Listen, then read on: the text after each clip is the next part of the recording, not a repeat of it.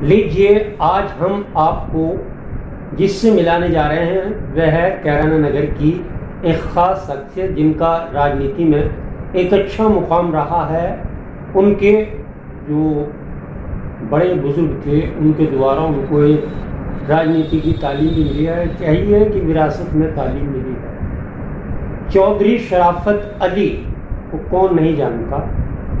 कैराना नगर की आन बान शान चौधरी शराफत अली के सुपुत्र हमारे साथ हैं आलम चौधरी, जो एक लंबे समय से कांग्रेस पार्टी में हैं और कांग्रेस पार्टी में एक अच्छा मुकाम रखते हैं। अब हम आपको मिलाते हैं आलम चौधरी जी। आपका शामली ब्रेकिंग न्यूज और PK7 न्यूज संयुक्त रूप से स्वागत करता है। थैंक यू जी, तो मैं जानना चाहूँगा कि इस समय देश में एक बड़ा बवाल बना हुआ है और वह है कृषि कानून। जो कृषि कानून सरकार ने लागू किया है उस पर आप क्या बोलना चाहेंगे? कोई भी कानून जब पिछली सरकारें बीजेपी से अलग जो सरकारें थी, खासतौर से कांग्रेस की सरकार थी, तो कोई भी जब कानून बनाया जाता था तो उनके जनप्रतिनिधियों से, सामाजिक संगठनों से, कृषि संगठनों से बात करके तैयार किया जाता था। लेकिन ये दुर्भाग्य है कि आज कृषि संगठन के लोग सड़कों पर हैं और जो राजनीतिक पार्टियों के जो नुमाइंदे हैं उनसे भी कोई मशवरा नहीं किया गया। चंद लोगों ने सरकार से मिलकर इस अध्यादेश को पारित करा दिया जो जनता के और किसान के विपरीत है।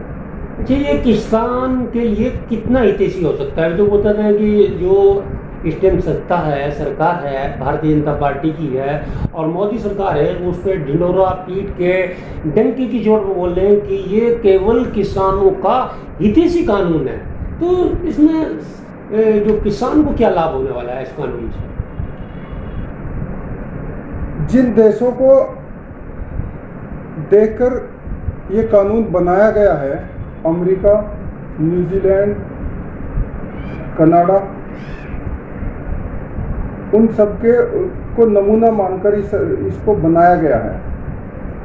वहाँ पे किसानों की क्या दशा है ये बताया जा रहा है कि किसान वहाँ इस तरीके से सुरक्षित हैं। लेकिन सरकार इस बात को बताने में असफल रही है कि उनको, जैसा हम अमेरिका का जिक्र करें तो अमेरिका के किसान को पर ईयर वहाँ की सरकार कितना अनुदान देती है, ये सरकार का कोई कृषि मंत्री या कोई भी मंत्री इसको बताने का कष्ट करें कि उनको कितना दिया जाता है। अच्छा, तो ये बात हुई कि जो और सरकार हैं आउट ऑफ कंट्री हमारे देश के अलावा, तो जो सहायता वहाँ किसानों को दी जाती है वो भारत में नहीं है, वो भारत में इस कानून के अंदर नहीं है।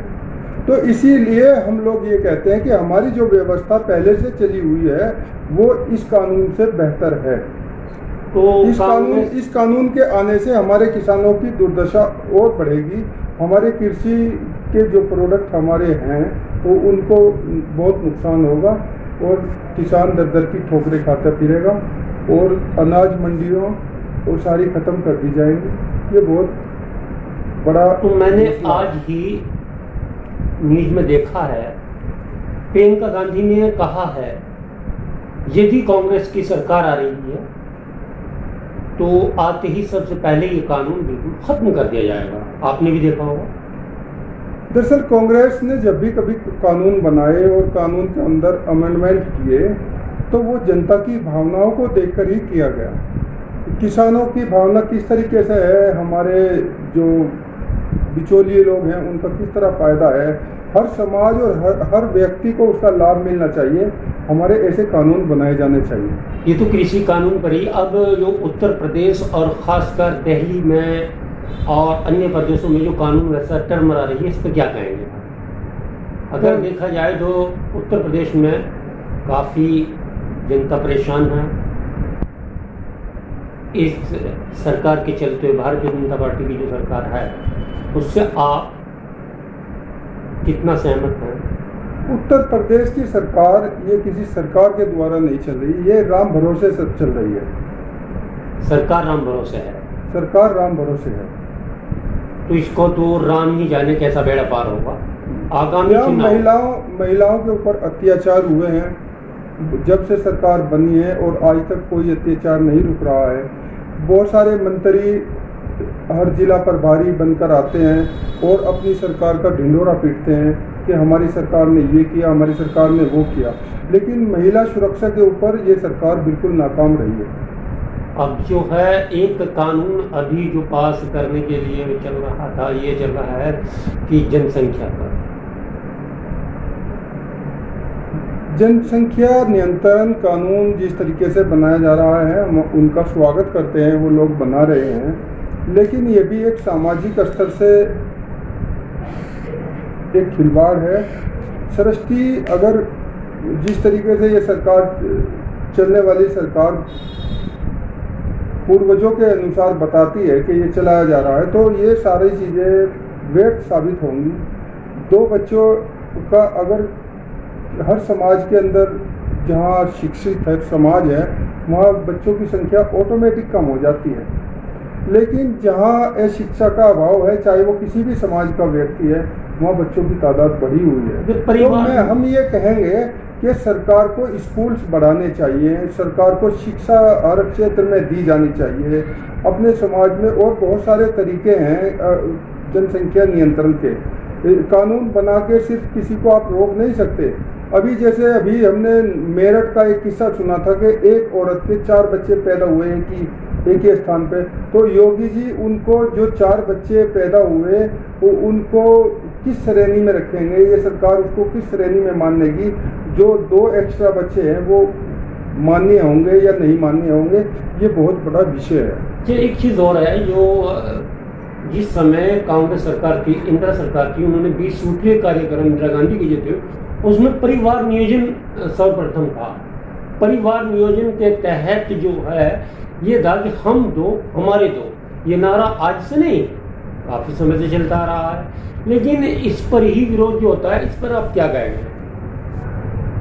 हम 2 और हमारे 2, ये शिक्षित समाज को, सभ्य समाज को इसकी जरूरत है, लेकिन इसका मतलब ये नहीं कि हम उनकी जो आज से पहले हमारे घरों में बच्चे हैं, जो समाज में बच्चे हैं, वो उनको कोई सामाजिक उससे कहीं बहिष्कार थोड़ी करेंगे हम लोग। बिल्कुल ठीक कह रहे हैं आलम चौधरी, जा रहे हैं कि कांग्रेस ने जो नारा दिया था हम 2 हमारे 2, वो समाज को जागरूक करने के लिए था, न कि उन पर पाबंदी मुनाफिज की गई थी। तो आलम जी, आगामी चुनाव 2022 उत्तर प्रदेश में सुना जा रहा है कि आपकी कांग्रेस पार्टी से आप क्या उम्मीद लगा रहे हैं?